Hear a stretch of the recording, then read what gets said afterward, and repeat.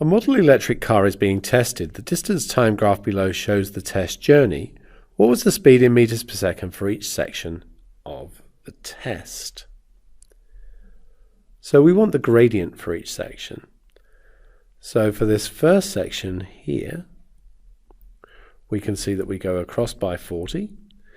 And if we look across here, that's at 150. So we've gone up 150.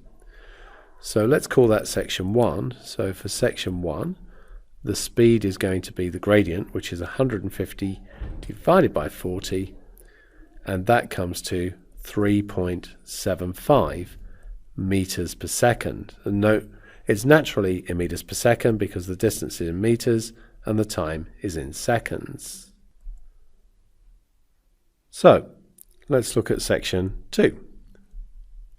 And we can see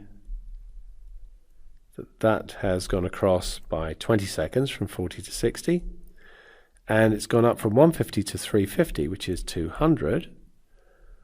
So section 2 is going to be 200 divided by 20, which is 10 meters per second.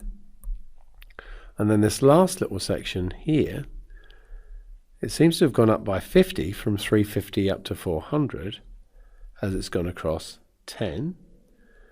So the velocity for section 3 is going to be 50 divided by 10, which is 5 meters per second.